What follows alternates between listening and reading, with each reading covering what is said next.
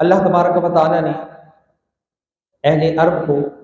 اور زمانہ جاہلیت کو، اس معاشرے کو یہ خصوصیت عطا فرمائی کہ وہ حمیت کے اندر، غیرت کے اندر بہت بڑکے تھے، اور ان کی جنگیں جو 20 30 40 سال تک چلتی، اس کے اگر بات یا پس منظر میں آپ دیکھیں کہ کیا وجوہات تھیں جس کی وجہ سے یہ جنگیں ہوئیں، تو ہمیں پتہ چلتا ہے کہ یہ جنگیں بھی حمیت اور غیرت کے نام پر ہوتی تھیں، اور حمیت اور غیرت اللہ تبارک و تعالیٰ نے اس معاشرے کو بہت زیادہ عطا کی تھی۔ اب اسی وجہ سے وہ اپنے نسب کو بڑا سوچ سمجھ کر نکاح بھی کرتے اور اپنے نسب کو یاد بھی رکھتے۔ یہی وجہ تھی کہ ان کا حافظہ بڑا قوی تھا، وہ اپنے پورے نسب کو اوپر تک جانتے تھے، اور وہ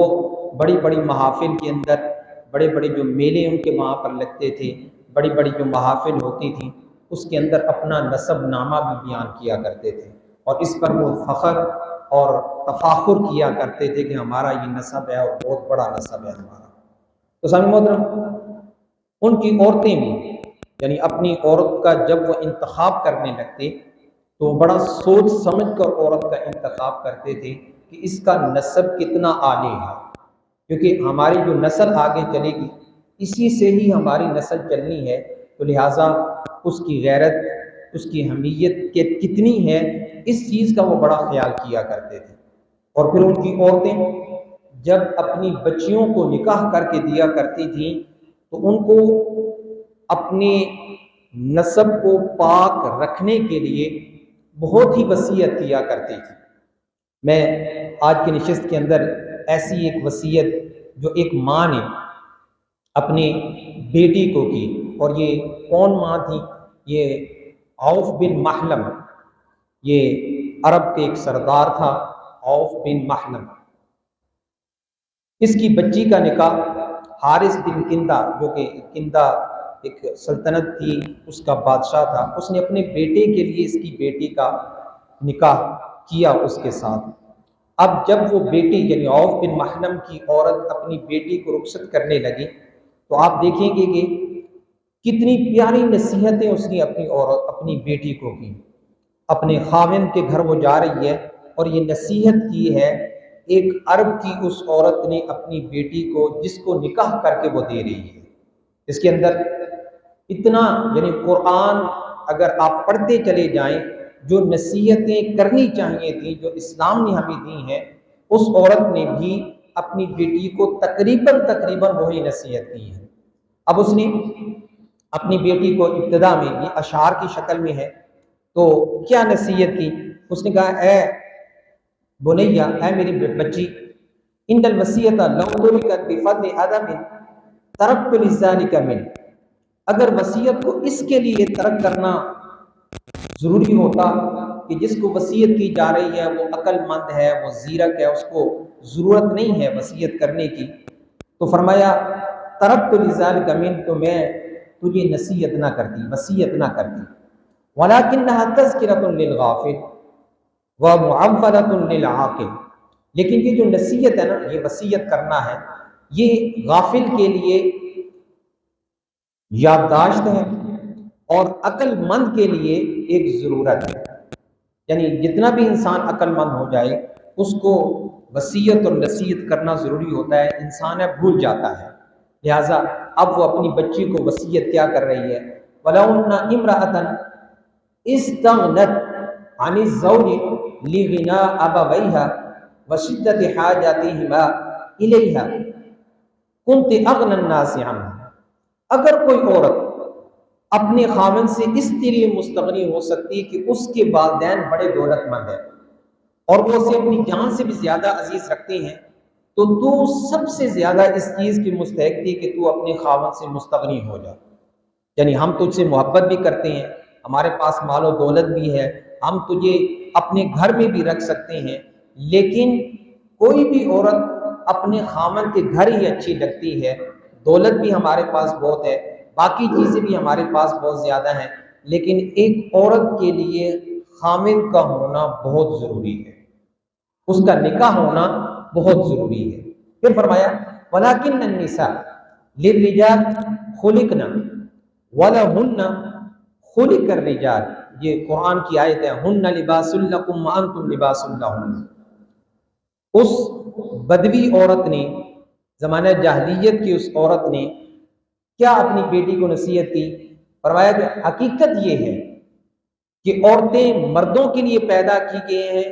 اور مرد عورتوں کے لیے پیدا کیے گئے ہیں، یعنی نکاح بہت ضروری ہے۔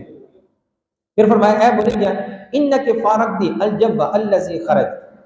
اے میری نور نظر آج تو اس فضا کو الوداع کہہ رہی ہے جس میں تو پیدا ہوئی ہے، وخلقت العش الذی فیہ درجت، تو آج اس گھر کو چھوڑ رہی ہے جس میں تو نے نشو و نما پائی ہے، الی وقر لم تعرفیہ، اور تو ایک ایسے گھر میں جا رہی ہے جس کو تو نہیں پہچانتی، وقرین لم تعرفیہ، اور تو ایک ایسے ساتھی کے ساتھ جا رہی ہے، اس کے ساتھ بندھنے جا رہی ہے جس کو تو نہیں پہچانتی، فاصبح بملکہ علی رقیبا وملیکا، پس وہ تجھے اپنی نکاح میں لینے سے تیرا نگہبان بن جائے گا اور تیرا مالک بن جائے گا، فکونی لہ امتا یکن لک عبدا وشریکا، تو اس کے لیے فرما بردار بن جا، یعنی تو اس کے لیے ایک فرما بردار کنیز بن جا، وہ تیرا وفادار غلام بن جائے گا۔ یہ ماں اپنی بیٹی کو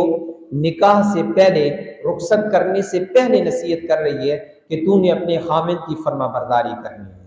اگر تو اس کی فرما برداری کرے گی وہ تیرا غلام بن جائے گا، یعنی وہ بھی تیری بات مانے گا۔ یا بنیا احملی عنی 10 خصال یکن لک ذخرا و ذکرا، اے میری لخت جگر میں اپنی ماں سے تو 10 قسم کی یادیں، باتیں نصیحت کے طور پر پکڑ لے، یہ تیرے لیے قیمتی سرمایہ اور مفید یادداشت بن جائے گی۔ الصحبۃ بالقناعۃ والمعاشرۃ بحسن السمع والطاعہ، سنگت قناعت سے دائمی بنے گی اور باہمی میل جول اس کی بات سننے اور اس کا حکم بجا لانے پر پرمسرت ہوگا، یعنی اگر تو قناعت کرے گی تو تیری، یعنی جو بھی چیز تجھے ملے اس پر تو قناعت کر اس کی طرف سے،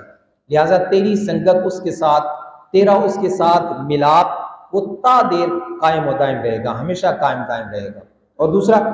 باہمی میل جول، جب تو اس کی بات سنے گی، اس کا حکم مانے گی تو باہمی میل جول تمہارا بڑا خوش و خرم ہوگا۔ پھر آگے کہا وَالتَّعَاهُدُ لِمَوْقِعِ عَيْنَيْهِ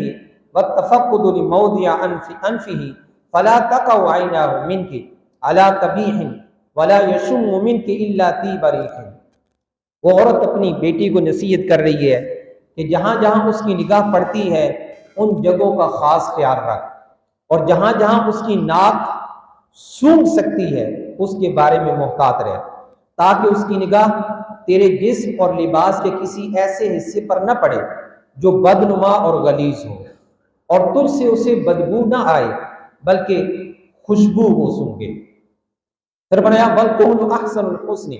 وَالْمَاءُ أَطْيَبُ الطِّيبِ وَالْمَفْقُودُ، سرما حسن کو دوبالا کرتا ہے، الکحل یعنی سرما حسن کو دوبالا کرتا ہے، والماء اطیب الطیب المفقود، اور پانی گم شدہ خوشبو سے بہت زیادہ پاکیزہ ہوتا ہے، والتعاہد لوقت طعامہ والعدو عنہ حین منامہ فإن حرارة الجوع ملہبۃ وتنغیس النوم مبغضۃ۔ اس نے اپنی بیٹی کو یہ نصیحت کی کہ اس کے کھانے کا بڑا خاص خیال رکھنا ہے، اور جب وہ سوئے تو اس کے آرام میں مخل نہیں ہونا، کیونکہ بھوک کی حرارت شعلہ بن جایا کرتی ہے اور نیند میں خلل اندازی بغض کا باعث بنتی ہے، لہٰذا تو نے اس کی کھانے کا بھی خیال رکھنا ہے، تو نے اس کی نیند کا بھی خیال رکھنا ہے، کیونکہ وہ تیرا خامند ہے۔ والاحتفاف ببیتہ ومالہ والارعاء علی نفسہ وحشمہ وعیالہ، اس کے گھر مال کی حفاظت کرنا، اس کی ذات کی، اس کے نوکروں کی اور اس کے عیال کی ہر طرح کی خبر گیری کرنا، یہ تیری ذمہ داری ہے، یعنی پوری کلکم مسئول وکلکم مسئول کلکم راعٍ و کلکم مسئول عن رعیتہ، تم میں سے ہر ایک نگہبان ہے اور تم میں سے ہر ایک سے اس کی نگہبانی کے بارے میں سوال کیا جائے گا، اور کما قال نبی صلی اللہ علیہ وسلم، جیسے اللہ کے نبی صلی اللہ علیہ وسلم نے ارشاد فرمایا۔ تو فرمایا اس عورت کو، اس کی ماں یہ کہہ رہی ہے، اس کے گھر کا، اہل و عیال کا، مال کا، اور اس کی یعنی اپنی عفت اور پاک دامنی کا یہ تم نے خیال رکھنا ہے۔ پھر فرمایا وَلَا تُفْشِي لَهُ سِرًّا وَلَا تَعْصِي لَهُ أَمْرًا فَإِنَّكِ إِنْ أَفْشَيْتِ سِرَّهُ لَا تَأْمَنِي غَدْرًا وَإِنْ عَصَيْتِ أَمْرَهُ أَوْ غَرْتِ صَدْرَهُ۔ ماں اپنی بیٹی کو نصیحت کر رہی ہے کہ اپنے خاوند کے راز کو کبھی افشا نہ کرنا، یعنی راز کو راز ہی رکھنا، کبھی دوسرے کے سامنے افشا نہ کرنا، اس کی نافرمانی مت کرنا۔ اگر تو اس کے راز کو فاش کر دے گی تو اس کے غدر سے محفوظ نہیں رہ سکے گی، یعنی اگر تو اس کے راز کو افشا کرے گی تو لازماً اس کی طرف سے بھی سختی تمہیں برداشت کرنا پڑے گی، اور اگر تو اس کے حکم کی نافرمانی کرے گی تو اس کے سینے میں تیرے بارے میں غیظ و غضب بھر جائے گا، یعنی اگر تو اس کی نافرمانی کرے گی، حکم نہیں مانے گی، تو اس سے لڑائی جھگڑا پیدا ہوگا اور بات ہو سکتا ہے بہت آگے بڑھ جائے، اس کے دل میں غصہ ہو اور اس غصے کی حالت میں وہ تجھے چھوڑ دے۔ لہٰذا اس چیز کا بڑا خیال رکھنا ہے کہ تم نے اپنے خاوند کے حکم کی نافرمانی نہیں کرنی۔ اتقی مع ذلک الفرح ان کان طرحا والاکتئاب عنده ان کان فرحا فإن الخصلة الأولى من التقصیر والثانیة من التقدیر۔ جب وہ غمزدہ ہو اور افسردہ ہو تو ماں نے اپنی بیٹی سے کہا کہ تو نے خوشی کا اظہار نہیں کرنا، اگر وہ غمزدہ ہے، افسردہ ہے، تو تو نے خوشی کے اظہار سے اجتناب کرنا ہے، اور جب وہ شاداں و فرح یعنی جب اسے خوشی ہے تو تو اس کے سامنے منہ بسوڑ کر نہ بیٹھ جاؤ، یعنی منہ چڑھا کے نہ بیٹھ جاؤ، اس کی خوشی میں تم نے خوش رہنا ہے۔ فرمایا پہلی خصلت آداب زوجیت کی ادائیگی میں کوتاہی لاتی ہے، اور دوسری خصلت دل کو مقدر کر دیتی ہے کہ اس کی طرف سے، تیری طرف سے اس کے دل کے اندر نفرت پیدا ہو جائے گی۔ وَكُونِي أَشَدَّ مَا تَكْوِينِينَ لَهُ إِعْزَامًا يَكُنْ أَشَدَّ مَا يَكُنْ لَكَ إِكْرَامًا، جتنا تم سے ہو سکے اس کی تعظیم بجا لانا، وہ اسی قدر تمہارا احترام کرے گا۔ یعنی ایک وہ عورت اپنا تجربہ بھی بیان کر رہی ہے اور ساتھ ساتھ اپنی بیٹی کو نصیحت بھی کر رہی ہے۔ وہ زمانہ جاہلیت کی عورت اپنی بیٹی کو، جب وہ اپنی بیٹی کو نکاح کر کے دوسرے گھر میں بھیج رہی ہے تو ساتھ ساتھ اس کو کتنی پیاری نصیحتیں بھی کر رہی ہیں۔ فرمایا وَأَشَدَّ مَا تَكُونِينَ لَهُ مُوَافَقَةً أَطْوَلَ مَا تَكُونِينَ لَهُ مُرَافَقَةً، جس قدر تم اس کی ہمنوا ہوگی اتنی قدر ہی وہ تجھے اپنا رفیق حیات بنائے رکھے گا۔ وَاعْلَمِي أَنَّكِ لَا تَسْلِينَ إِلَى مَا تُحِبِّينَ حَتَّى تُؤْثِرِ رِضَاهُ عَلَى رِضَاكِ وَهَوَاهُ عَلَى هَوَاكِ فِيمَا أَحْبَبْتِ وَكَرَهْتِ۔ اچھی طرح جان لو تم جس چیز کو پسند کرتی ہو اسے نہیں پا سکتی جب تک تم اس کی رضا کو اپنی رضا پر اور اس کی خواہش کو اپنی خواہش پر ترجیح نہ دے دو، خواہ وہ بات تمہیں پسند ہو یا نہ ہو۔ اور آخر میں کہا وَاللَّهُ يُخَيِّرُ لَكَ، اے بیٹی اللہ تیرا بھلا کرے۔ یہ وہ بدوی عورت ہے جو اپنی بیٹی کو زمانہ جاہلیت کے اندر نکاح کے لیے بھیج رہی ہے، نکاح کر کے دوسرے گھر میں رخصت کر رہی ہے، تو ساتھ ساتھ یہ ساری کی ساری نصیحتیں بھی کر رہی ہیں کہ تم نے اس گھر میں جا کر کیا کیا چیزیں اپنانی ہے۔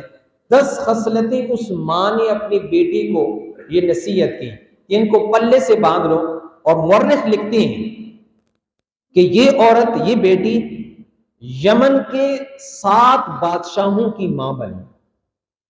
یعنی یہ عورت جب اپنے خامد کے گھر گئی، اپنی ماں کی ان نصیحتوں کو پلے باندھا تو یمن کے 7 بادشاہ اسی کی نسل میں سے ہوئے۔ تو یہ زمانہ جاہلیت کے وہ تمام معاشرہ ہے جس کے اندر اللہ تبارک و تعالیٰ نے عفت، پاک دامنی رکھی ہے،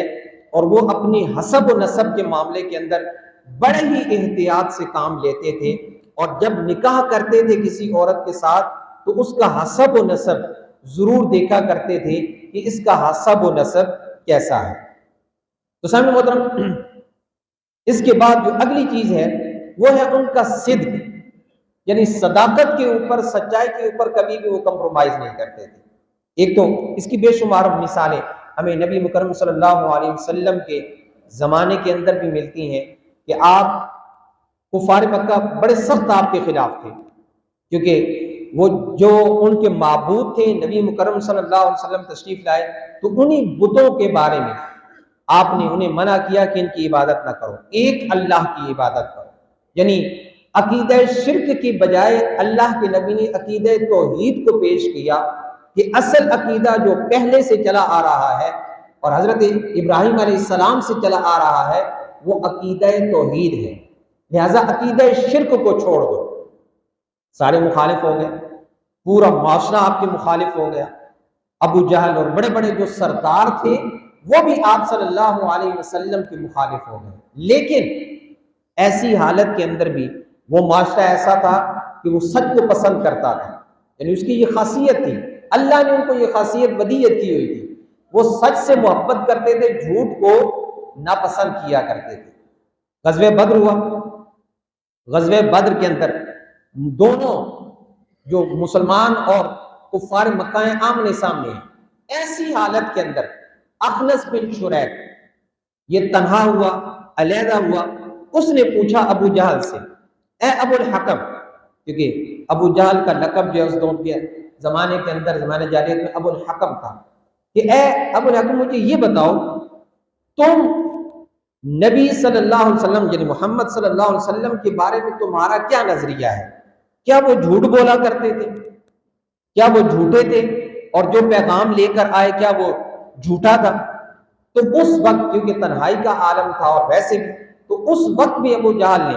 جھوٹ نہیں بولا، اس نے کہا کہ واللہ ان محمدن لصادق